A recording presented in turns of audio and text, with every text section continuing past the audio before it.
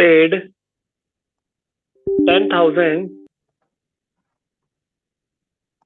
Proprietor paid rupees 10,000 for the school fees. For the school fees of his son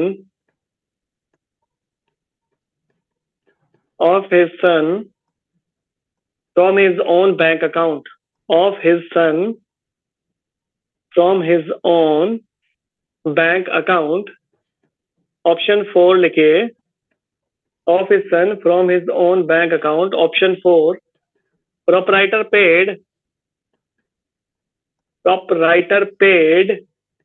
10,000. Proprietor paid 10,000. चलिए, आपको मैंने ये भेज दिया है और 10,000 यहाँ से ऑप्शन में आपको दे देता हूँ. ठीक है, ये आपको स्क्रीन दिख रही होगी. एक सेकेंड. हाँ,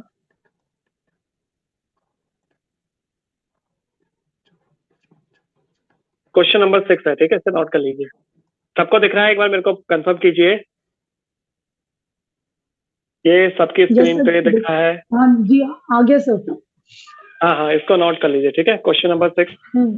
जिन्होंने भी नोट नहीं किया प्लीज नोट कर लीजिए और इसका आंसर बताइए.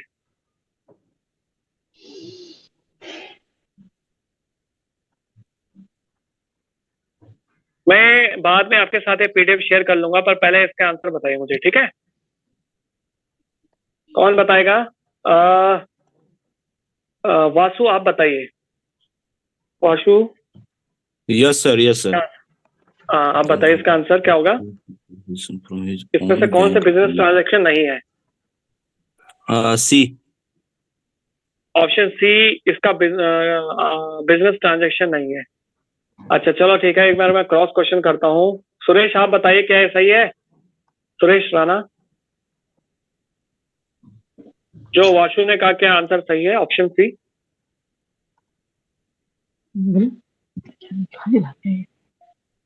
कौन सी है बताइए. आदित्य, आप बताइए. आदित्य बताइए आंसर. डी होगा इसका आंसर? नहीं, इसका आंसर होगा ऑप्शन सी. ठीक है, करेक्ट आंसर दिया है वासु ने. देखिए, यहाँ पे पूछा है कि कौन सी बिजनेस ट्रांजैक्शन नहीं है. पहले देखिए, सबसे पहले चारों ऑप्शंस को देख लेते हैं एक बार. सबसे पहले ट्रांजैक्शन आपकी है purchase furniture of ₹50,000 for business. ठीक है, यानी हमने क्या किया, बिजनेस के लिए 50,000 का फर्नीचर खरीदा. तो ये हमारी कैसी ट्रांजैक्शन है? बिजनेस की ट्रांजैक्शन है. बिजनेस में यूज होगा फर्नीचर. इसी तरह से ऑप्शन बी देख लेते हैं. सैलरीज हम पे करें, एम्प्लॉयज की सैलरी. एम्प्लॉय कहाँ पे होंगे? कंपनी में होंगे, यानी ऑब्वियस सी बात है, ये भी आपका बिजनेस ट्रांजैक्शन है. ऑप्शन सी देख लेते हैं. Proprietor paid. प्रोपराइटर कौन होता है? जो कंपनी का मालिक होता है, वो उसे प्रोपराइटर कहते हैं. ठीक है, proprietor paid 10,000 for the school fee of his sun from his own bank account. देखिए, पूरी ट्रांजेक्शन को ध्यान से समझिए. यहाँ पे कह रहा है जो प्रोपराइटर है उसने अपने खुद के बैंक अकाउंट से अपने बच्चे की स्कूल फीस भरी है 10,000 रुपए की. यानी उसने ना तो यहाँ पे हमारा बिजनेस का अकाउंट तो यूज नहीं किया ना, उसने खुद का बैंक अकाउंट से अपने बेटे की स्कूल फी भरी है. बाकी लोगों को क्लियर दिख रहा है? आदित्य को ये सही से क्लियर नहीं दिख पा रहा है. अच्छा, तो आपने पढ़ा नहीं इसको. ठीक है.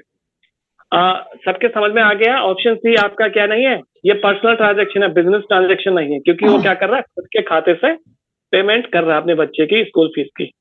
चौथा ऑप्शन भी देख लेते हैं. फोर्थ ऑप्शन में क्या हो रहा है? प्रोपराइटर ने बिजनेस से अपने बच्चे की फीस भरी, यानी उसने क्या किया है, इसको क्या बोलते हैं इस ट्रांजैक्शन को? ऑप्शन डी को कौन बताएगा? जब बिजनेस से पैसा निकाल के अपने बच्चे की फीस भर रहा है 10,000 रुपए, तो उस ट्रांजैक्शन को क्या बोलते हैं अकाउंटिंग की टर्म में? ड्रॉइंग. ठीक है, ये आपकी ड्रॉइंग कहलाती है. तो ये आपकी बिजनेस ट्रांजैक्शन है. ऑप्शन सी आपकी बिजनेस ट्रांजैक्शन नहीं है. चलिए ठीक है. ऑप्शन एक बार क्वेश्चन नंबर 2 देख लेते हैं. सारे ऑप्शन आज चेक कर लेंगे. क्वेश्चन नंबर 2 देखिए. क्वेश्चन नंबर 2 का आंसर पढ़िए इसको और उसके बाद आंसर लीजिए.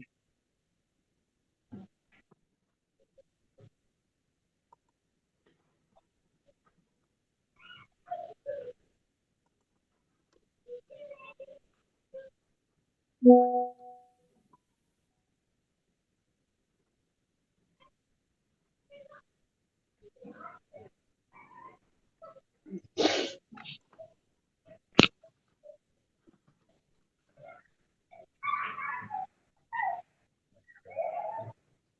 पढ़ लिया। पढ़ लिया, सबने कर लिया। अब चलिए ठीक है, जिससे मैं पूछूंगा प्लीज वो उसका आंसर दीजिए। जगमोहन दे दिया है। अनुज, दीदी आप इसका आंसर बताइए, क्या होगा इसका answer? Recording financial transaction in the books of accounts. Recording financial transaction in the books of account, correct answer है। ठीक है, बुक कीपिंग का मतलब ही क्या होता है? जितनी भी फाइनेंशियल ट्रांजेक्शन है उनको अपनी बुक्स में क्या करना है? रिकॉर्ड करना है। ठीक है, इसके अलावा और क्या है? बाकी कोई भी बुक कीपिंग का मतलब नहीं है। यहाँ तक सबको क्लियर है? चलिए नेक्स्ट पेज पे चलते हैं। क्वेश्चन नंबर 7 देखिए सभी। क्वेश्चन नंबर 7 देखिए, Ghanshyam is a furniture dealer which one of the following will not be recorded in his books? Ghanshyam क्या है? एक तरह का फर्नीचर डीलर है। इनमें से कौन सी ट्रांजेक्शन उसकी बुक्स में रिकॉर्ड नहीं होगी?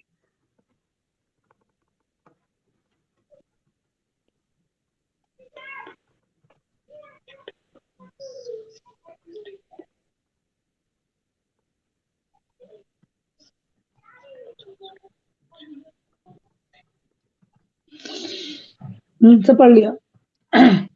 ठीक है, बाकी लोगों को भी एक बार अनुज इसका आंसर बताइए। अनुज सिंह, क्या होगा इसका आंसर? इनमें से कौन सा बुक्स में रिकॉर्ड नहीं करेंगे अपनी, ये पूछ रहा ना यहाँ पे। विच of the following will not be recorded in his books? Ghanshyam के बुक में कौन सा रिकॉर्ड नहीं होगा? रावत जी आप बताइए, जगमोहन रावत, जगमोहन जी क्या होगा आंसर इसका?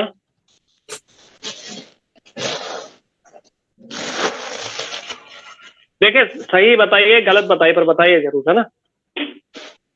Dining table of 30,000 given to his friend. Dining table of ₹30,000 given to his friend as a gift.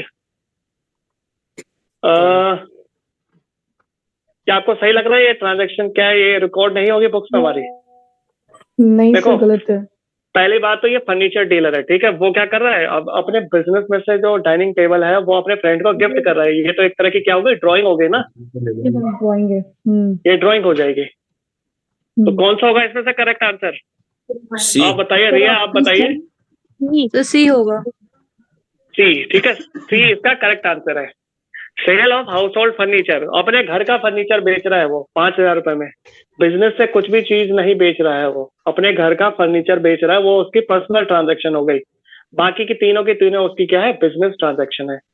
तीनों ट्रांजैक्शन को देख लेते हैं। देखो, सबसे पहला है परचेज ऑफ टिम्बर फॉर ₹50,000। 50,000 रुपए का टिम्बर उसने खरीदा है। टिम्बर तो क्या होती है? एक तरह की लकड़ी है जो किसके लिए पर्पज में आएगी? उसके बिजनेस पर्पज में आएगी। तो पहली उसकी क्या होगी? बिजनेस ट्रांजैक्शन है, और बुक्स में रिकॉर्ड करेगा वो। दूसरा, उसने सोफा सेट अपने घर ले जा रहा है 40,000 रुपए का। अब सोफा सेट अपने घर ले जा रहा है तो ये क्या हो गई? ये उसकी ड्राइंग हो जाएगी, है ना। और थर्ड इसका आंसर है। चौथी हमने देख ली है। यहाँ पे किसी को कोई डाउट है इस क्वेश्चन में? No sir. ठीक है, अब अगली ट्रांजैक्शन देखिए। अगला क्वेश्चन है, the function of accounting are. Function क्या है अकाउंटिंग का?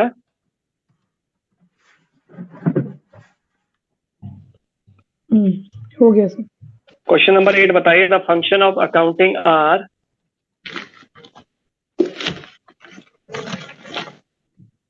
फंक्शन ऑफ अकाउंटिंग आर, इनमें से कौन सा फंक्शन है अकाउंटिंग का? बताइए रीना जी इसका आंसर। सर इसका सर बी वाला, to ascertain the financial position of the business. अच्छा, ये फंक्शन है अकाउंटिंग का। आदित्य आप बताइए क्या होगा इसका आंसर, क्या सही कहा है रीना जी ने? आदित्य, सर बता रहा हूँ, मैं देख रहा हूँ। हाँ देख लीजिए, कोई आराम से, कोई नहीं, क्वेश्चन पढ़िए बोले। Sir D. डी इसका आंसर होगा। अच्छा, एक और क्रॉस चेक कर लेते हैं क्वेश्चन एक बार। ए नहीं, डी डी आ, डी कह रहा हूँ मैं। डी कहा ना आपने? डी। वासु क्या इन्होंने सही बताया आंसर, क्या यही होगा? डी सही है या रीना जी ने जो बताया वो सही है आंसर? सर मुझे तो बी लग रहा है, क्योंकि इसमें जो अकाउंटिंग है उसमें तो सारा है ना, रिकॉर्डिंग, क्लासिफाइंग, समराइजिंग, तो हाँ सारी हाँ। चीजें इस बी के अंदर कवर अप हो रही है। To ascertain in the financial position, तो देखिए फाइनेंशियल इसका पोजीशन इसका सब कुछ हम्म, सारा कुछ ही बताता देखिए है ना, इसका प्रॉफिट करेक्ट आंसर लॉस। होगा ऑप्शन डी, इसका करेक्ट आंसर है। ठीक है, okay, D for Delhi, sir all D, of the above इसका करेक्ट आंसर है। डी वाला, हाँ डी जी, वाला है। हाँ, डी इसका करेक्ट आंसर है। यहाँ पे पूछ रहा ना अकाउंटिंग के फंक्शन क्या क्या है, तो देखो पहला फंक्शन तो अकाउंटिंग का है, प्रॉफिट और लॉस को असरटेन करना बिल्कुल फंक्शन है। कल हमने पढ़े थे ना फंक्शन, हाँ सारे फंक्शन एक बार देखिए अपने जो मैंने पढ़ाए थे आपको। प्रॉफिट और लॉस को असरटेन करना ये हमारा क्या है, यह एक फंक्शन है। दूसरा बिजनेस के फाइनेंशियल पोजीशन को असरटेन करना कि बिजनेस हमारी किस स्थिति में है, ये भी क्या होता है आपका फंक्शन है अकाउंटिंग का। तीसरा आपका जितनी भी इंफॉर्मेशन, फाइनेंशियल इंफॉर्मेशन है उसको किस तक पहुंचाना, रिलेटेड पार्टी, वेरियस पार्टीज तक आप उसको क्या करेंगे, पहुंचाएंगे, है ना। ये आया समझ में? देखिए फंक्शन खोलिए, मैंने लिखवाया था आपको, कैरेक्टरिस्टिक कह लीजिए या फंक्शन कह लीजिए, ठीक है। नहीं ये सर, ये Yes. जो बी ऑप्शन है इसमें सारा कुछ कवर अप नहीं होता? जो जो फाइनेंशियल पोजीशन है उसके अंदर तो सारा कुछ हाँ इंक्लूड है, इंफॉर्मेशन सारी वो चलो की मैं हुई है ना, कंपाइल्ड की हुई है इसके अंदर। अच्छा, नहीं लेकिन आप सही कह रहे हैं, लेकिन फाइनेंशियल पोजीशन के बारे में यहाँ पे बिजनेस के फाइनेंशियल पोजीशन को हम असरटेन कर रहे हैं, लेकिन हम उस इंफॉर्मेशन को आपको एक्सटर्नल और इंटरनल यूजर्स तक भी तो पहुंचाना है ना। जो ये इन्फॉर्मेशन यानी किसका function आपके होता है बिजनेस सर का ये? प्रॉफिट या लॉस हुआ है, क्या कह रहे हैं? ये होता है ना किसी का function, to ascertain the financial, company का होता है sir? To ascertain the financial position of the business, ये भी नहीं, ये सब सारे के सारे आंसर है इसके, ए बी सी अच्छा। तीनों ही इसके करेक्ट आंसर है। डी इसका करेक्ट आंसर है ना, मैं वही तो बता रहा हूँ, all of the above is the correct answer. ठीक है, इसमें देखिए क्या है, आप कह रहे हैं कि जो बिजनेस की फाइनेंशियल पोजीशन है उसको आप असरटेन कर रहे हैं, ठीक है, मैं मान गया उसको असरटेन कर रहे हैं, लेकिन उसके बाद भी तो हमें उस इंफॉर्मेशन को आपको किस तक पहुंचाना है, रिलेटेड पार्टीज तक पहुंचाना है ना। इंटरनल यूजर्स हैं, आप उनको पहुंचा ही नहीं पाएंगे तो अकाउंटिंग का फंक्शन कैसे पूरा होगा? समझ पा रहे हैं मेरी बात को? बाकी लोगों को आ गया समझ में या अभी भी डाउट है? Yes sir. नहीं। अभी किसने पूछा था क्वेश्चन? वासु आपने पूछा था?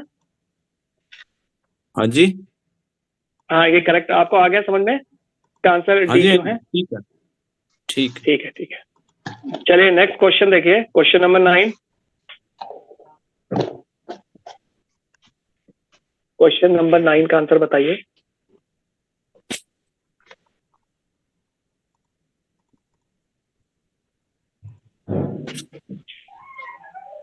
The function of accounting is not to, ठीक है। Sir D. D, B for Bombay. Yes sir. B. चलिए बाकी लोगों का भी देख लेते हैं। बी वाला, बी। सभी बी कह रहे हैं, मेजोरिटी में बी। चलिए ठीक है, तो इसका करेक्ट आंसर क्या है? Option B is the correct answer. ठीक है, इसमें से पूछ रहा है कि अकाउंटिंग का इनमें से कौन सा फंक्शन नहीं है, तो देख लेते हैं चारों ऑप्शंस को एक बार स्टडी कर लेते हैं। सबसे पहला है record the transaction of business, business की ट्रांजेक्शन को रिकॉर्ड करना। ठीक है, तो ये बिल्कुल हमारा पहला फंक्शन है, रिकॉर्डिंग हमारा फंक्शन है, सबसे पहला ही फंक्शन है। दूसरा है record the personal transaction of proprietor, तो यहाँ पे हम ऑप्शन बी साफ साफ पता चल रहा है कि यहाँ पे हम पर्सनल ट्रांजेक्शन को बुक्स में रिकॉर्ड नहीं करते हैं। ऑप्शन सी देख लेते हैं, असर्टेन प्रॉफिट और लॉस ऑफ द बिजनेस। ठीक है, कई बार ऐसा होता है ना, आपको मैं एक चीज बता देता हूँ, माना आपने फर्स्ट एक ही नजर में आपने देख लिया कि यार इसका आंसर बी है, लेकिन पेपर में जब भी क्वेश्चन आए तो एक बार चारों ऑप्शन को एक बार अच्छे से स्टडी करिए, उसके बाद आप अपना आंसर लगाइएगा। कई बार होता है हमें एकदम से जल्दीबाजी में लगता है, वहां पे थोड़ा सा गैप होता है, यहाँ पे आ जाता है, कुछ माइनर फर्क होता है, उसके वजह से हम क्या करते हैं, अपने ऑप्शन को चेंज नहीं कर पाते हैं। तो यहीं पे हमसे थोड़ा मिस्टेक होती है। तो एक बार जब भी आप क्वेश्चन पढ़े, एक बार सारे ऑप्शंस को जरूर देखिएगा, चाहे भले ही आंसर इसमें बी आपको लग रहा है करेक्ट है, लेकिन तसल्ली से सारे ऑप्शंस को पढ़िएगा। ठीक है, तो इसका करेक्ट आंसर है option B is the correct answer. Question number 10 बताइए। D.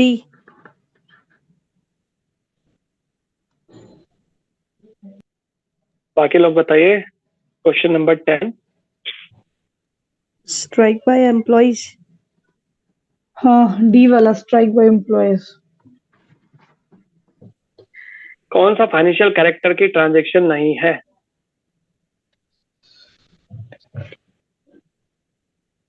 एसेट को क्रेडिट पे खरीदे हम, इसका आंसर क्या होगा? कौन बताएगा? आदित्य बताइए इसका आंसर क्या होगा? Sir D.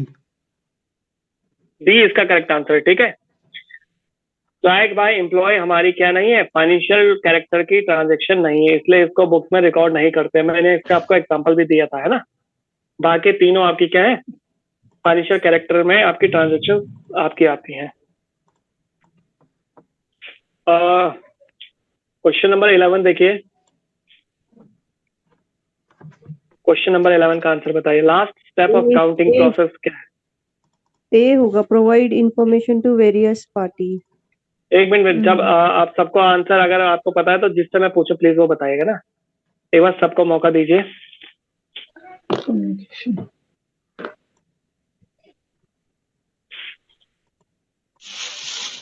रिया जी बताइए क्या होगा इसका आंसर? सर ए होगा। ए होगा इसका आंसर। लास्ट स्टेप क्या है काउंटिंग का? मैंने बताया था communication is the last step of accounting process. ठीक है, यानी हम क्या करते हैं, जो भी इंफॉर्मेशन हमें मिली है उसको हम क्या करें, अपनी इंटरेस्टेड पार्टीज को, बिजनेस एंटरप्राइज की इंटरेस्टेड पार्टीज को हम उसको पहुंचा पाए। ये हमारा लास्ट स्टेप होता है काउंटिंग प्रोसेस का। नेक्स्ट बताइए question number 12। Internal users of accounting information are.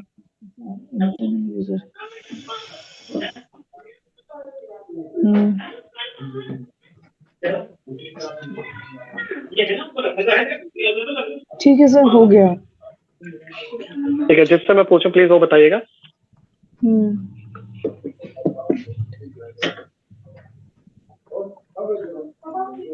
Sorry, इसमें दोबारा से जूम कर लेता हूँ। कौन सा क्वेश्चन था? Internal user. सर ये वाला इंटरनल यूजर वाला। ठीक है, pickup player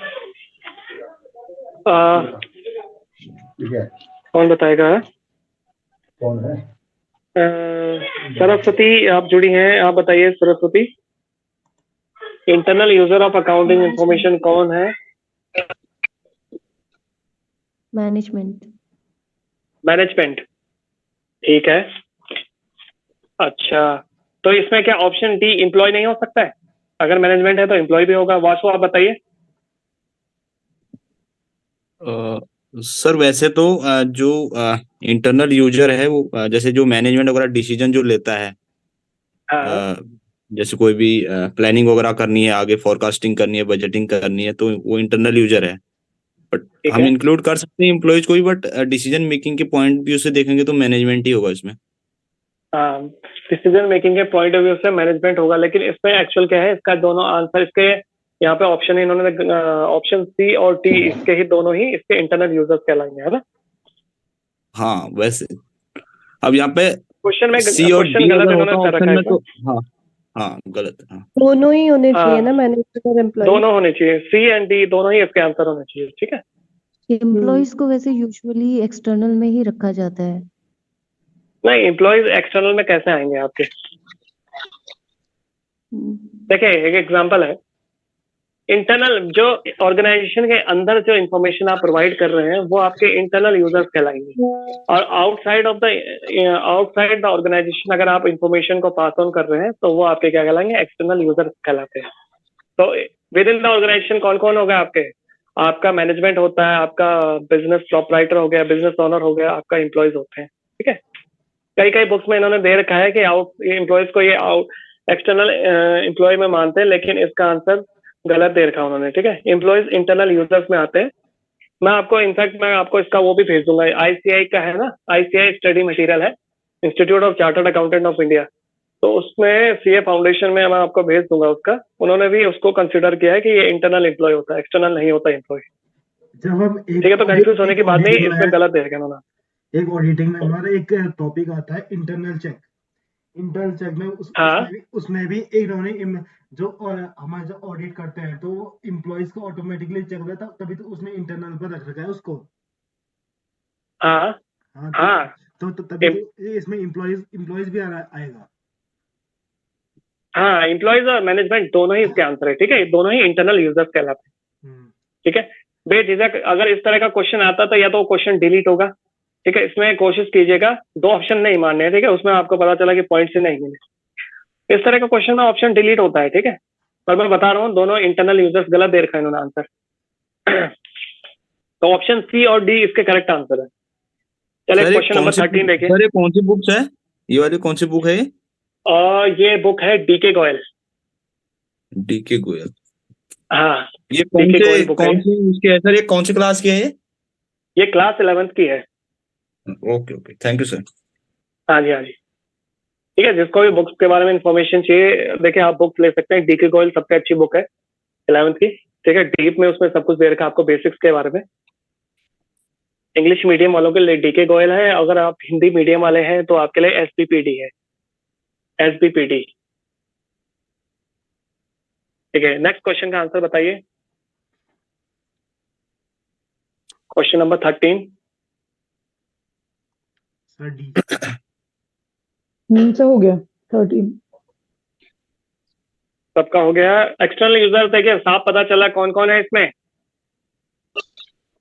option all of the above, ठीक है। ऑप्शन डी इसका करेक्ट आंसर है। रिसर्चर्स, गवर्नमेंट, पोटेंशियल इन्वेस्टर्स, ये सब आपके क्या है, अकाउंटिंग इंफॉर्मेशन के एक्सटर्नल यूजर्स कहलाते हैं। ये मैंने आपको लिखवाए भी थे। क्वेश्चन नंबर 14 बताइए, एक्सटर्नल यूजर इनमें से कौन कौन नहीं है। C. Question number 14 C. Employees. Option C employee. इनमें से कौन सा, देखिए यहाँ पे आ गया external user of the accounting information are not. Option C. C होगा। एम्प्लॉयर नहीं होता। नहीं है, एक्सटर्नल, इंटरनल होता है ना सी। पूरा तो इसीलिए मैं कह रहा हूँ आपको। देखिए एकदम आपने एम्प्लॉय देखा, आपने एकदम जज कर लिया, ठीक है। बाकी ऑप्शन भी चेक कीजिए, सारे ऑप्शन चेक करने हैं आपको। हालांकि इसमें दे गलत रखा है इन्होंने। इस बुक में एक्चुअली क्या है, इन्होंने एम्प्लॉयज को एक्सटर्नल एम्प्लॉयज में कंसिडर किया, लेकिन गलत है वो, ठीक है। मैं आपको इसका वो भी भेज दूंगा, ठीक है, कि एम्प्लॉयज को इंटरनल एम्प्लॉयज में रखा गया है उसकी कैटेगरी। इसका देखिए आंसर होगा आपका, इनमें से कहा है कि कौन सा एक्सटर्नल यूजर नहीं है।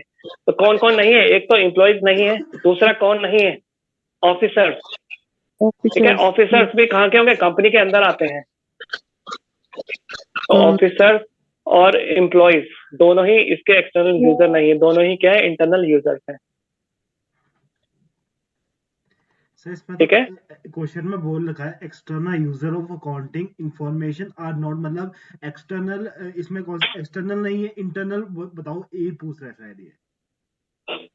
अच्छा, इसमें पूछा इंटरनल बताओ ना। हाँ तो इंटरनल ही तो बताओ ना मैं। ऑफिसर भी तो आपका इंटरनल में आएगा, एम्प्लॉयज तो आएंगे इंटरनल में, लेकिन उसके अलावा जो ऑफिसर्स होते हैं, आप ऑफिसर्स कहाँ होंगे, कंपनी के अंदर होंगे, है ना। अब यहाँ पे लिख लेता इसके आगे, अगर ऑप्शन बी के आगे गवर्नमेंट ऑफिसर्स लिख देता कि गवर्नमेंट ऑफिसर्स, तो तब वो क्या हो जाते, तब वो एक्सटर्नल यूजर्स हो जाते हैं।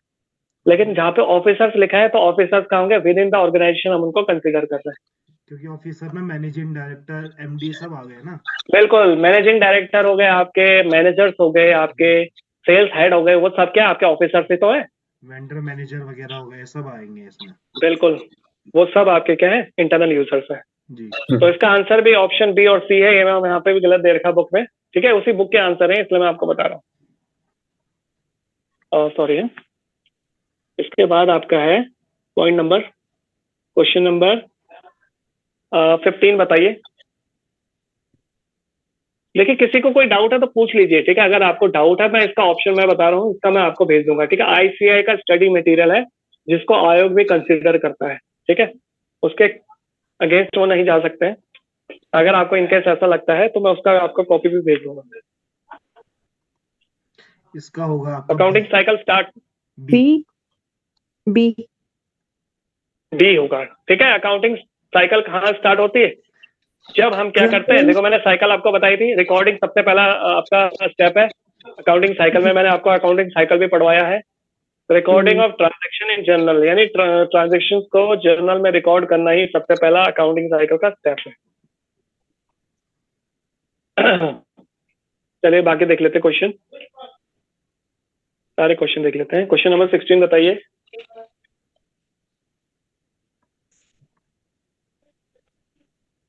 जिससे पूछूंगा वो बताएगा आंसर प्लीज, ठीक है। बाकी लोगों को पता होगा, वो जिनसे मैं पूछूंगा पहले वो बताएगा।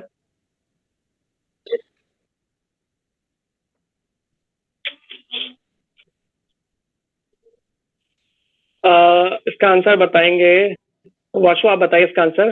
क्वेश्चन नंबर 16 सी होगा सर।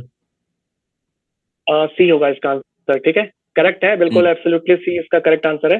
देखो क्रेडिटर्स जो बिजनेस के होते हैं उनको वो क्या चाहते हैं कि जो भी फाइनेंशियल इंफॉर्मेशन उनको मिली है उसमें वो चेक करते हैं कि जिस बिजनेस को उन्होंने पैसा दिया है, क्रेडिटर्स कौन होते हैं?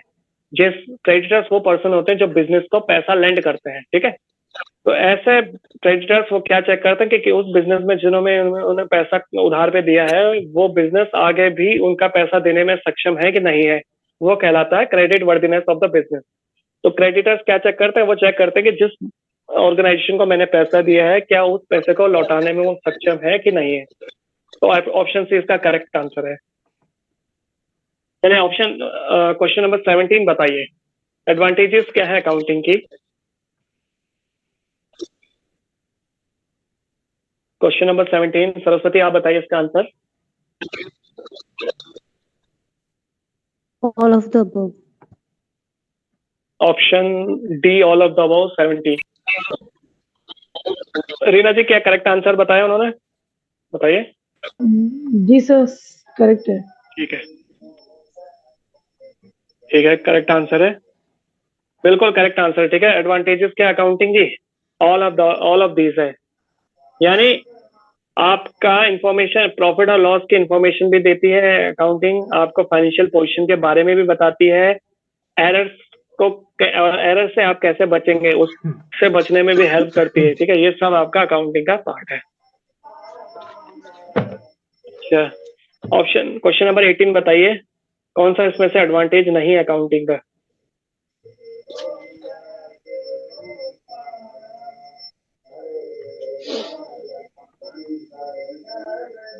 प्लीज बाइक लोग में माइक म्यूट कर दीजिए, जिनसे मैं पूछूंगा केवल वही खोलेगा माइक, ठीक है। इसका आंसर आप बताइए, दीदी आप बताइए इसका आंसर क्या होगा? मेरे को श्योर नहीं है, बट मुझे ये लग रहा है कि helpful in decision making. Helpful in decision making इसमें पूछा है, देखो क्वेश्चन ध्यान से पढ़िए। इसमें कहा है कि कौन सा अकाउंटिंग का एडवांटेज नहीं है, ये पूछा है ना। Which of the following is not the advantage?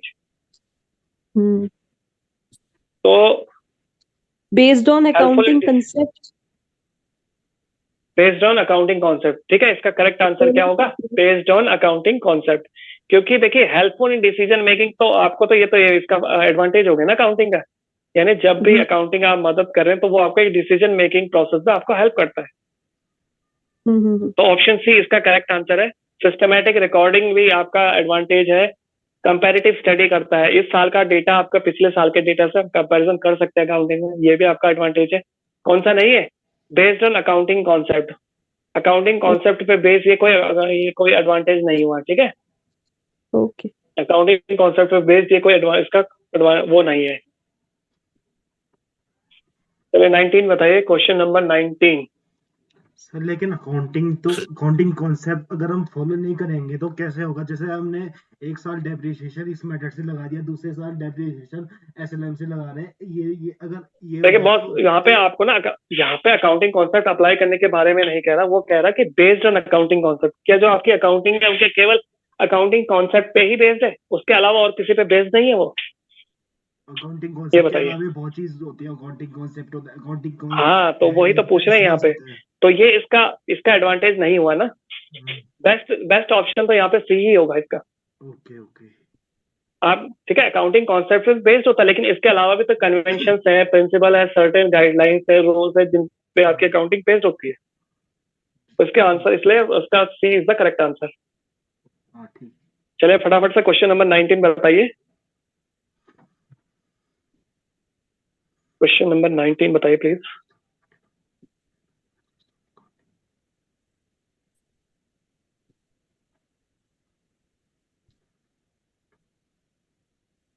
इसमें से कौन सा अकाउंटिंग का एडवांटेज है, ये पूछा है ना। सर ए लग रहा है मेरे को। अच्छा, ये लग रहा है आपको?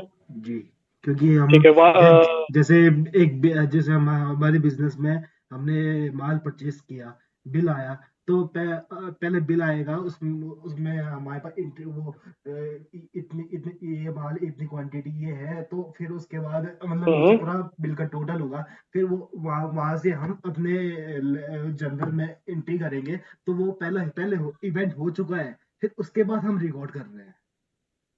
हाँ ये होगा। यहाँ पे एक सेकेंड है, मैं देख लेता हूँ इस क्वेश्चन को। विच of the following is an advantage? Advantage पूछा है ना, based on historical cost. D होगा। डिटेक्शन ऑफ एरर, बिल्कुल डिटेक्शन ऑफ एरर भी होगा। एडवांटेज पूछा है ना यहाँ पे, हिस्टोरिकल कॉस्ट पे बेस्ड है, ये तो इसका कोई एडवांटेज नहीं हुआ ना आदित्य, इसका एडवांटेज नहीं है। ये क्या है, बेस्ड ऑन हिस्टोरिकल कॉस्ट, तो ये तो मैंने इसका क्या बताया था, ये तो इसका कैरेक्टरिस्टिक हुआ, लेकिन एडवांटेज नहीं हुआ ना। एरर से आपको ये बचाता है, बिजनेस में गलतियां होने से, जो भी गलतियां होंगी उनसे ये बचाएगा, तो ये इसका एडवांटेज कहलाएगा ना। हिस्टोरिकल कॉस्ट तो आपका क्या हो गया, कॉस्ट कॉन्सेप्ट हो गया वो, समझ पा रहे हैं?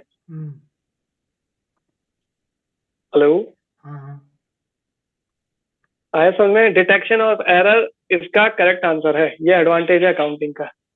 और ठीक है, हिस्टोरिकल कॉस्ट क्या हुआ फिर ये? कौन सा हिस्टोरिकल कॉस्ट? तो आपका कॉन्सेप्ट है हिस्टोरिकल की।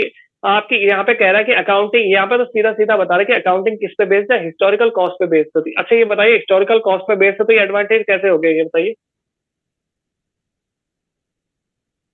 इसकी वजह से इसका एडवांटेज क्या है इसमें, कि अगर हिस्टोरिकल कॉस्ट पे बेस्ड है, ये एडवांटेज नहीं हुआ ना। अगर हिस्टोरिकल कॉस्ट में बेस्ड है तो वो तभी तो हम एंट्री करेंगे, नहीं तो एंट्री नहीं कर पाएंगे।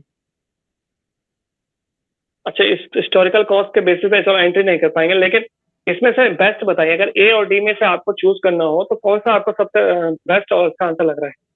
बाकी लोग बताइए जरा। मेरे को तो दोनों सही लग रहा है इसमें, दोनों सही लग रहा है मेरे को तो। आपको दोनों सही लग रहे हैं, लेकिन जो इसका, मैं आपको इसके एडवांटेजेस लिखवाए नहीं है ना एक्चुअल में। चलो मैं इसको कल एक बार इसके एडवांटेजेस मैं आपको भेज दूंगा ना, ठीक है, तो वो आप इसको नोट कर लीजिएगा एडवांटेजेस को। एडवांटेजेस का पार्ट है, अभी हमने तो देखा नहीं है, तो इसका डिटेक्शन ऑफ एरर ही इसका करेक्ट आंसर है। हिस्टोरिकल कॉस्ट पे बेस्ड है, ये कोई एडवांटेज नहीं हुआ इसका। ये तो आपका खाली कॉस्ट कॉन्सेप्ट बता रहा है कि आपकी जो अकाउंटिंग है वो हिस्टोरिकल कॉस्ट पे बेस्ड होती है, लेकिन वहीं पे आपको एरर से बचाना, डिटेक्शन ऑफ एरर, आप एरर्स को खोज सकते हैं, वो आपका एक एडवांटेज हो गया ना अकाउंटिंग का। ठीक है, इसको मैं आपको इसके एडवांटेजेस ऑफ अकाउंटिंग भेज दूंगा, उसको आप नोट कर लीजिएगा। ठीक है, चलिए क्वेश्चन नंबर 20 देख लेते हैं फटाफट से। बाकी लोगों को कोई डाउट है इसमें? क्या क्वेश्चन में 19 क्वेश्चन में डाउट है? नहीं। ठीक है, ठीक है, क्वेश्चन नंबर 20 बताइए।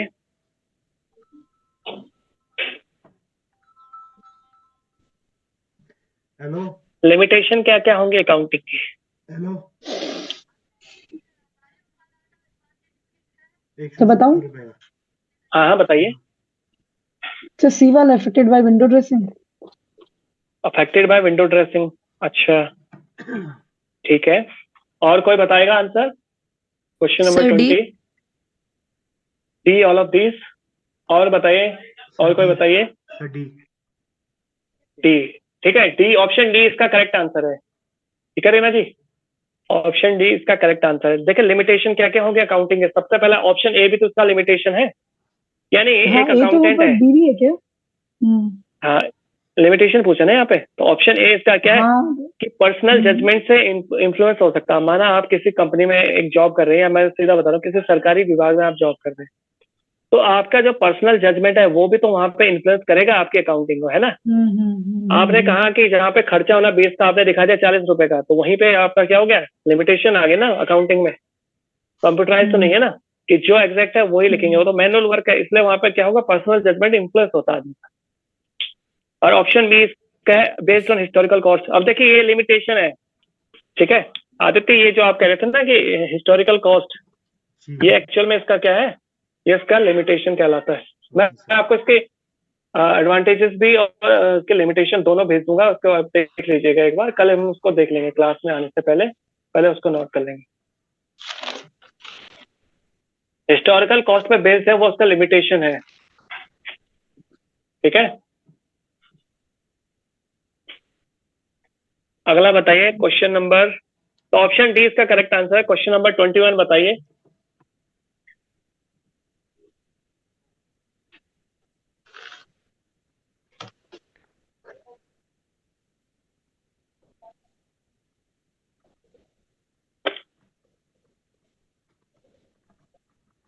क्वेश्चन नंबर 21 बताइए, इसका आंसर क्या होगा, कौन सा लिमिटेशन नहीं है। यानी यहाँ पे क्या पूछ रहा है कि अकाउंटिंग का लिमिटेशन नहीं का मतलब अकाउंटिंग के एडवांटेजेस क्या क्या है, कौन सा इसमें एडवांटेजेस होगा।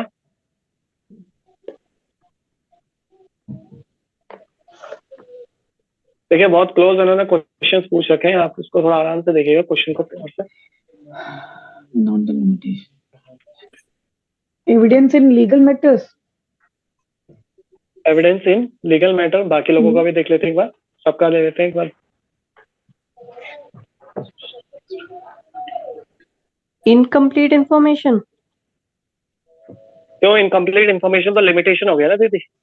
इनकम्प्लीट इन्फॉर्मेशन इसकी एडवांटेज कहाँ से हुआ, यहाँ पूछ रहा है कि लिमिटेशन कौन सी नहीं है अकाउंटिंग की। Okay. हाँ, सर ए होना चाहिए। Based on accounting convention, convention पे बेस्ड तो इसका आंसर नहीं होगा। बताइए सरस्वती, आप बताइए। Evidence in legal matters. Evidence in legal matters, ठीक है, ऑप्शन बी इसका करेक्ट आंसर है, एविडेंस इन।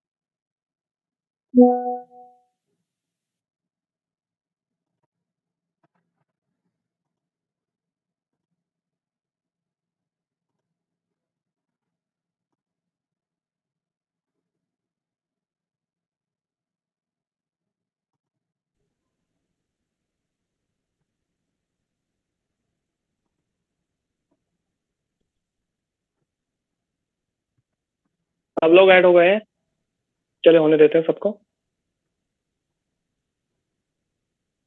अच्छा, अब तो कोई इश्यू नहीं हुआ ना ज्वाइन होने में, एक बार बताइए सभी please.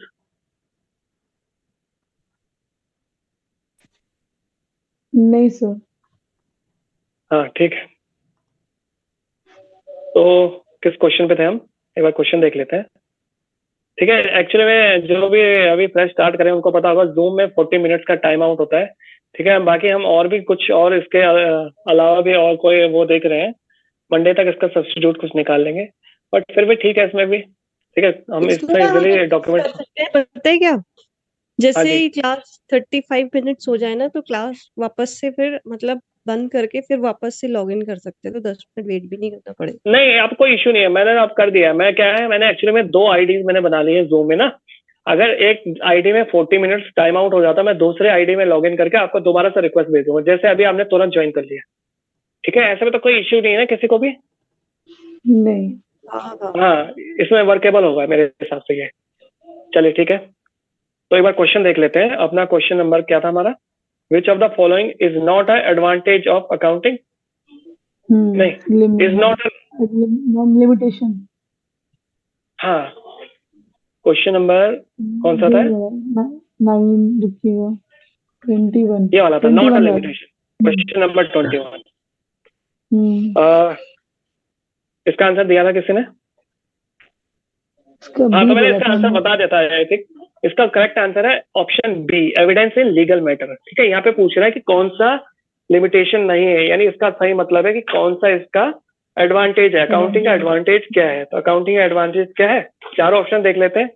Based on accounting convention, तो अकाउंटिंग कन्वेंशन पे बेस्ड है, तो क्या इसका एडवांटेज हो गया? नहीं, इसका कोई एडवांटेज नहीं है ये। ठीक है, इनकम्प्लीट इन्फॉर्मेशन, इनकम्प्लीट इन्फॉर्मेशन तो इसकी लिमिटेशन हो गई है ना। और ओमिशन ऑफ क्वालिटेटिव इन्फॉर्मेशन, गलती से भूल गए आप इन्फॉर्मेशन को लिखना ही भूल गए, रिकॉर्ड करना, एंट्री को रिकॉर्ड करना ही भूल गए हैं अपनी बुक्स में, तो वो भी क्या होगी, वो भी आपकी लिमिटेशन होगी। तो बचा क्या, एविडेंस इन लीगल मैटर। अब कोई भी लीगल मैटर कल की डेट में कंपनी का फंसता है तो उसमें ये क्या होता है, अकाउंटिंग आपकी एक तरह की एविडेंस का काम करती है। जैसे एग्जांपल देता हूँ, मिस्टर राम है, मिस्टर राम की एक कंपनी है, उसमें उन्होंने पूरी बुक्स ऑफ अकाउंट्स अपना बना रखा है। ठीक है, राम क्या है, वहां पे अकाउंटेंट है। माना कल की डेट में कंपनी राम को स्यू करती है कि तुमने इसमें से पैसों का गबन किया है, ठीक है, कि आपने पैसों का गबन किया है, तो वहां पे राम के पास क्या ऑप्शन है, राम के पास एविडेंस है कि वो बुक्स में चेक कर सकता है, फिजिकली वो दिखा सकता है कि उसके पास कितना कैश था, बुक्स में कितना कैश अवेलेबल है। तो एक तरह का क्या, अकाउंटिंग तरह का एविडेंस का काम करता है लीगल मैटर्स में। चलिए क्वेश्चन नंबर 22 देखिए, क्वेश्चन नंबर 22।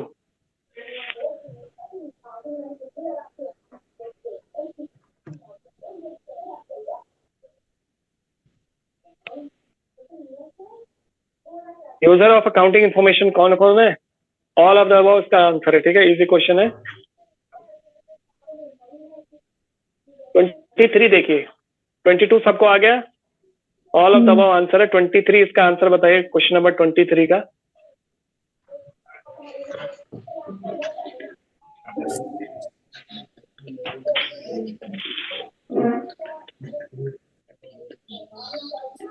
कौन सा ऑब्जेक्टिव नहीं है अकाउंटिंग का? हो गया सर, समझ गया। बी। बता दूं? बी, बताएं बताइए रीना जी। हाँ जी बताइए, सर, बी वाला, प्राइवेट एसेट। Option B. ठीक है, आप बताइए सरस्वती, आप बताइए क्या होगा आंसर। जुड़ी है सरस्वती जी? अच्छा, उन्होंने ज्वाइन नहीं किया शायद। चलिए ठीक है, तो इसका ऑप्शन भी इसका करेक्ट आंसर है। ठीक है, 23 में कह रहा है इसमें से कौन सा ऑब्जेक्टिव नहीं है अकाउंटिंग का, तो ऑप्शन बी क्या कह रहा है, to provide information about the private asset and liability of the proprietor. यहाँ पे प्रोपराइटर की प्राइवेट एसेट और लायबिलिटीज की बात हो रही है, तो वो क्या नहीं है, हमारा ऑब्जेक्टिव नहीं है अकाउंटिंग का। क्यों नहीं है? क्योंकि ये यहाँ पे ऑनर की प्राइवेट प्रॉपर्टी के बारे में बात हो रही है। चलिए फटाफट से और 2 क्वेश्चन आपके देख लेते हैं, इनको जो बचे हुए क्वेश्चन है। 24 देखिए,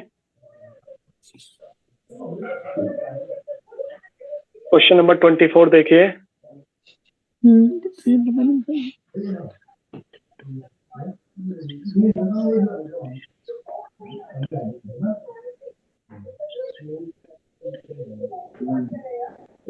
सर, डी वाला होगा क्या? डी वाला इसका आंसर आप कह रहे हैं, proprietor the information provided in the financial statement of an enterprises pertains to. यहाँ पे कह रहा है जो भी इंफॉर्मेशन फाइनेंशियल स्टेटमेंट के एंटरप्राइज में होती है, तो इसका आंसर क्या है? बी कह रहे हैं आप? सी। क्वेश्चन बिजनेस समझ में नहीं एंटरप्राइज। आया। देखिए क्वेश्चन यहाँ पे कह रहा है सुन लीजिए, जो भी फाइनेंशियल स्टेटमेंट की जो इंफॉर्मेशन है एक एंटरप्राइज में, किस तरह से उस इंफॉर्मेशन को कहाँ प्रोवाइड करते हैं हम, ठीक है, प्रोवाइडेड होती है। ऑप्शन सी इसका करेक्ट आंसर है, बिजनेस एंटरप्राइज में। बिजनेस के अंदर ही तो आप उस इंफॉर्मेशन को यूज करते हैं, ठीक है। जी सर। हाँ, चलिए नेक्स्ट क्वेश्चन देखते हैं।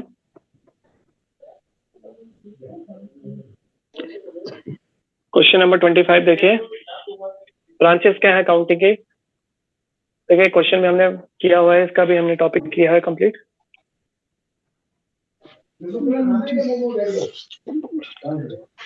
बाकी लोग जो आंसर नहीं दे रहे हैं, प्लीज जब आंसर पूछूंगा माइक ऑन कीजिए, तो बाकी लोगों को डिस्टर्ब हो रहा है। माइक ऑफ कर दीजिए प्लीज, सर यहाँ माइक बहुत जिनका माइक खुला हुआ है। वाशु, आदित्य, अपना माइक बंद कर दीजिए। जब पूछूंगा आप तब बताइएगा प्लीज। बताइए जरा, ब्रांचेस क्या होंगे अकाउंटिंग की। आदित्य आप बताइए, विच of the following is the branch of accounting, कौन सी है branch? All of the above. All of the above, ठीक है, मैं करवा चुका हूँ। Financial accounting, cost accounting, social responsibility accounting, ये सब क्या होती है अकाउंटिंग की ब्रांचेस हैं। 26 अकाउंटिंग क्या है? आर्ट है, साइंस है, आर्ट एंड साइंस बोथ। रिया बताइए आंसर।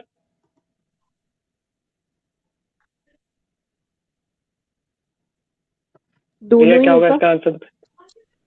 दोनों, बोथ आर्ट एंड साइंस। ठीक है, करेक्ट आंसर इसका option C, art and science both, both दोनों ही इसके आंसर है।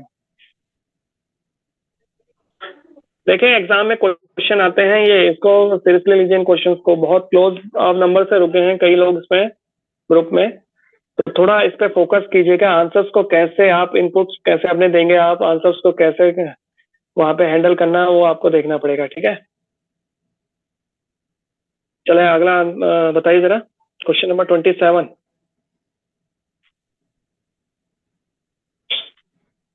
If accounting information is based on facts and it is verifiable by documents, it has the quality of, अभी पढ़ा है हमने, क्वालिटेटिव कैरेक्टरिस्टिक पढ़ी है हमने। इसका करेक्ट आंसर होगा बी, ऑप्शन बी, रिलायबिलिटी, ठीक है। रिलायबिलिटी इसका करेक्ट आंसर है। यहाँ पे कह रहा है कि अकाउंटिंग इंफॉर्मेशन जो कि किस पे बेस्ड होनी चाहिए, फैक्ट्स और वेरीफेबल डॉक्यूमेंट्स के हिसाब से बेस्ड होनी चाहिए। तो ये क्या कहलाता है? रिलायबिलिटी कहलाता है ना। यानी जो भी इंफॉर्मेशन आप रिकॉर्ड कर रहे हैं उसके अगेंस्ट में आपके पास कुछ ना कुछ सपोर्टिंग डॉक्यूमेंट्स या वाउचर्स होने चाहिए, है ना। जैसा इसका एग्जांपल मैं आपको देता हूँ। अब माना मैं क्या कर रहा हूँ, मेरे को कोई पेमेंट रिसीव हुई है, तो पेमेंट मेरे को कोई रिसीव हुई है तो उसके रिगार्डिंग मेरे पास क्या होना चाहिए? रिसिप्ट वाउचर होना चाहिए, है ना। तो इसका आंसर क्या हो जाएगा? Option B, reliability.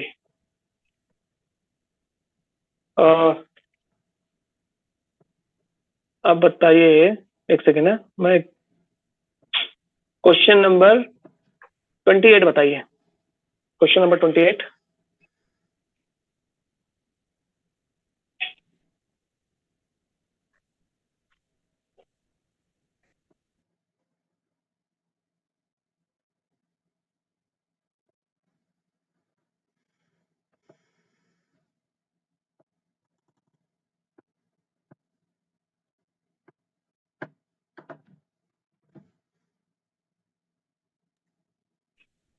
बताइए आंसर क्वेश्चन नंबर 28 का।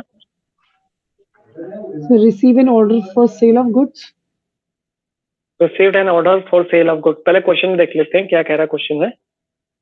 विच of the following transaction is of financial character and will be recorded in the business. यहाँ पे पूछ रहा है कि ऐसे यहाँ पे कौन सी ट्रांजैक्शन है जो फाइनेंशियल कैरेक्टर की है, फाइनेंशियल नेचर की है, जिसको हम अपनी बिजनेस के बुक्स में रिकॉर्ड कर सकते हैं।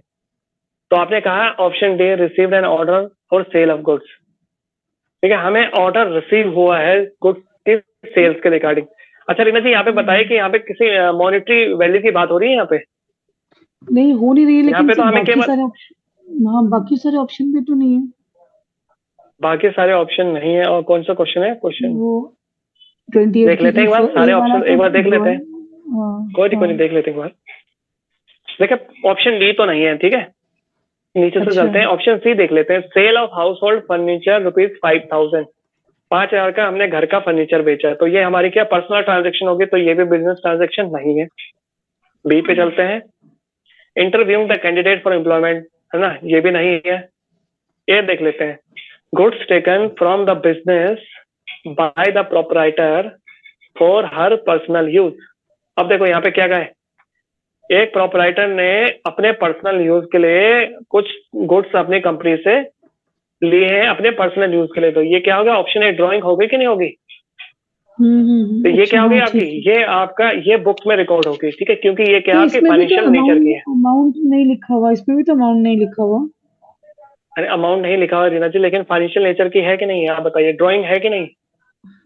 हाँ, ड्राइंग तो है। यहाँ यहाँ पे ये पूछ रहा है कि जो ट्रांजेक्शन है उसका कैरेक्टर कैसा है, फाइनेंशियल कैरेक्टर उसका क्या हो, बिजनेस में बुक्स में रिकॉर्ड करेंगे नहीं रिकॉर्ड करेंगे। यहाँ पे मैं आपका एग्जांपल देता था कि मिस्टर राम ने 10,000 के जो गुड्स है, प्रोपराइटर है राम, उसने अपने पर्सनल यूज के लिए उनको यूज किया है गुड्स को, तो वो क्या हो जाएगी, ड्राइंग हो जाएगी। तो ड्राइंग की एंट्री क्या होती है, क्या होती है ड्राइंग की एंट्री, ड्राइंग अकाउंट डेबिट टू, जो अगर गुड्स होंगे तो टू परचेज अकाउंट आ जाएगा, है ना, टू परचेज अकाउंट। तो ये आपकी क्या होगी, फाइनेंशियल कैरेक्टर की ट्रांजेक्शन है, तो इसको हम रिकॉर्ड करते हैं, तो ऑप्शन ए आपका करेक्ट आंसर हो जाएगा। बाकी क्वेश्चन तो ऑलमोस्ट हमने कर लिए हैं। ऑप्शन क्वेश्चन नंबर 31 बताइए जरा। क्वेश्चन नंबर 31 करते हैं, इसके बाद वाइंड अप करते हैं एक क्वेश्चन के बाद।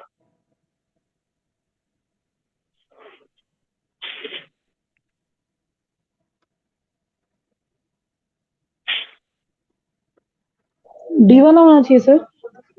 Profit generated during the year. अच्छा, ये यहाँ पे पूछ रहा है कि जो टैक्सेशन अथॉरिटीज है उनके लिए अकाउंटिंग इंफॉर्मेशन में सबसे ज्यादा रिलेवेंट क्या है, ठीक है, तो यहाँ पे सबसे ज्यादा रिलेवेंट उनके लिए क्या है, profit generated during the year. Option D correct answer है, क्योंकि जितना ज्यादा प्रॉफिट होगा उस पे, जितनी ज्यादा इनकम होगी उस पे क्या लगेगा, उतना ज्यादा टैक्स वो चार्ज करते हैं, है ना। हमारा इनकम टैक्स कैसा होता है, progressive in nature, higher the income higher the tax. हाँ, चलिए जरा लास्ट वाला बताइए, क्वेश्चन नंबर 32 का आंसर बताइए, इसके बाद क्लास वाइंड अप करते हैं।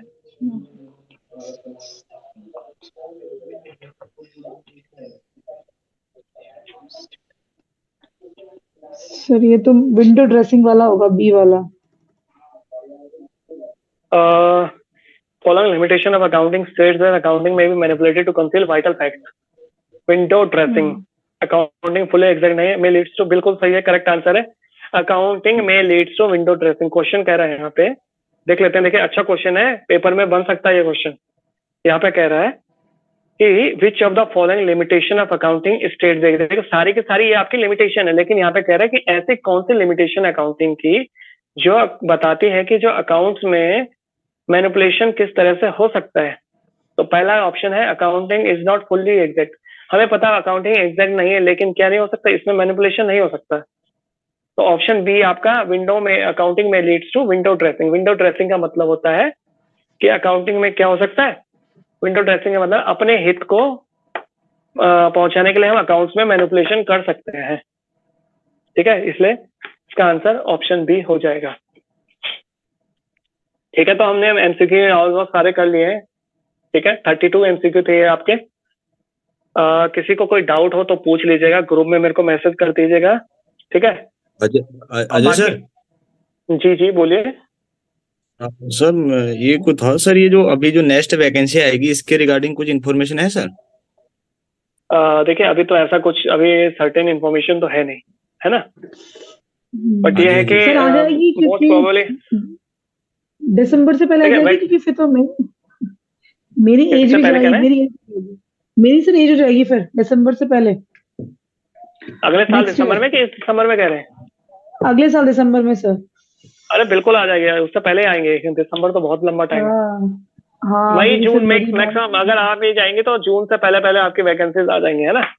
क्योंकि मेरा तो बाकी आप लोग जो भी है एक बार पता कर लीजिए, आयोग में पता कर लीजिए, या आपके जो सचिवालय में कार्मिक विभाग है वहां जाके पता कर लीजिए, है ना, या विभागों में एक काम कीजिए, विभागों में जाइए, वहां पे आप आरटीआई लगा सकते हैं, जैसे कई विभाग है इस बार जो जिन्होंने अपने अध्याचन नहीं भेजे थे, जैसे आरईएस है, ग्रामीण निर्माण विभाग हो गया, जल संस्थान है, और आपका कई ऐसे विभाग है जिन्होंने अपनी अध्याचन नहीं भेजा। अभी ग्राम्य विकास में आपके पद बढ़े हैं असिस्टेंट अकाउंटेंट के 180 के करीबन या 150 के करीबन पद बढ़े हैं। फिर इस बार भी अभी जो वैकेंसीज हैं, जो अभी इसमें भी देखते हैं कि इसमें कितने वैकेंसीज खाली जाती है ना सर। एक तो वैकेंसी। जिला अधिकारी कार्यालय में 90 पोस्ट थी, जो यूपी ट्रिपल एससी जो निकाला था, उसकी भी पोस्टें नहीं आई हैं। वो भी नहीं आई इसमें। जो हाँ, तहसील में भी अकाउंटेंट नहीं है, बिल्कुल। हमारे यहाँ पे मैं खुद हूँ यहाँ पे, तो तहसील में कहीं भी अकाउंटेंट नहीं है, तो वहां से भी अध्याचन आने, आप वहां पे लगा सकते हैं आरटीआई जिलाधिकारी कार्यालय में लगाइए कि सर आपके यहाँ कितने उसके पदों की संख्या है, आप लोग लगाइए ना सर। एटलीस्ट आपको भी एक आइडिया हो जाएगा। सर जी बोलिए। अब आरटीआई में ऐसा कर दिया है, जो भी स्टेट के जो आपके वो हैं विभाग हैं, स्टेट के विभाग को मना कर दिया है कि आप आरटीआई नहीं लेंगे करिए। तो कौन देगा? आरटीआई निदेशालय देगा? ये उसमें वेबसाइट में कल देख रहा था, वहां पर क्लियरली लिखा हुआ था। अच्छा, नहीं ऐसा तो नहीं होता बॉस। विभाग आरटीआई क्यों नहीं देंगे? अगर आरटीआई का जवाब तो देना पड़ेगा ना। मैं वो बता रहा हूँ आपको क्या लिखा हुआ है, बताऊँ मैं आपको? बताइए। मैं निकालता हूँ। एक काम कीजिए, आप मुझे ना वो शेयर कर दीजिएगा ना। ये आ गया है, खुल गया है, बस एक सेकंड लगेगा। अच्छा। इसमें लिखा हुआ है कि please do not file RTI application through this portal for public authorities under the state government including government of NCT Delhi. If field the application would be return without refund of amount. तो ये तो government of NCT of Delhi के लिए ना, national capital territory के लिए ना, ये स्टेट गवर्नमेंट भी लिखा हुआ है। एक बार मेरे को भेजना है इसका ना, जो भी आपके पास आया होगा ना। हाँ देखिए ऐसा है, मैं बता देता हूँ आपको ना। आप कह रहे हैं विभागों में नहीं लगा सकते, मैं खुद नगर पंचायत में हूँ, मैं हमारे यहाँ कई आरटीआई आती है, हम उनका जवाब देते हैं। अगर ऐसा है तो आरटीआई का मतलब ही कि अगर विभागों में आप आरटीआई नहीं लगाएंगे तो कहाँ लगाएगा आदमी आरटीआई, है ना। तो ये है, एक बार मेरे को भेज दीजिएगा आदित्य इसके बारे में। और सर चलिए ठीक है, मैं आपको ये जो फैसिलिटी कब से अवेलेबल हो पाएगी? रिकॉर्डिंग है, मैंने आज क्लास आपकी रिकॉर्ड कर दी है, आप उसको देख सकते हैं। मैं इसका लिए आपको गूगल ड्राइव पे इसको शेयर कर दूंगा ना, तो जिसको मैं उसके लिए एक्सेप्ट। कि मेरी शॉप भी है तो मेरे को वहां भी जाना पड़ता है, तो कभी कभी क्लास मिस हो सकती है मेरी। तो अगर आप कोई दिक्कत नहीं आदित्य, इसीलिए मैंने आज क्लास आपकी रिकॉर्ड कर दी है, ठीक है। पूरी क्लास रिकॉर्डेड है आपकी। जैसे हमारे पास राइटिंग पैड आ जाएगा तो उसके बाद हम स्काइप पे कर सकते हैं, तो वहां पर ऐसी दिक्कत कुछ नहीं है। नहीं, स्काइप के आप तो इसमें भी कोई इशू नहीं है। आप अगर 40 मिनट के बाद तुरंत हम क्या कर सकते हैं, इसमें स्काइप में एक्चुअली क्या है, उसमें जूम करने का इशू है ना। अब यहाँ पे मेरे को जूम ज्यादा हैंडली लगता है स्काइप के मुकाबले। ओके। तो इसमें मैं आपको इशू तो है नहीं। अब 40 मिनट के बाद तो वो दोबारा हम क्लास स्टार्ट कर सकते हैं, जैसे आज किया हमने। जी सर, क्योंकि ठीक है आप लेकिन रिकॉर्ड पक्का कर लीजिएगा। हाँ, रिकॉर्ड क्लास मैंने रिकॉर्ड कर ली है। उसके बाद मैं अभी इसको मैं आपके गूगल ड्राइव पे भी इसको अपलोड कर दूंगा, उसके बाद आपको लिंक प्रोवाइड करा दिया जाएगा, ठीक है। जी सर, थैंक यू। चलिए ठीक है, आज के लिए इतना काफी है। आई होप आपको क्लास समझ में आई होगी, एमसीक्यूज समझ में आए होंगे। बाकी मैं आपके साथ ये पीडीएफ भी शेयर कर दूंगा, ठीक है। इसमें आप एक चीज करिएगा, इसमें एडवांटेज और लिमिटेशंस उनकी हेडिंग लिख लीजिएगा। पूरा लिखने की जरूरत नहीं है, जो हेडिंग्स है उनको नोट कर लीजिएगा, ठीक है। पहले चैप्टर का पार्ट है वो। चलिए ठीक है, फिर आज के लिए आज वाइंड अप करते हैं क्लास। कुछ कह रहे हैं? नहीं सर, थैंक यू। चलिए ठीक है फिर, okay, thank you very much to all of you.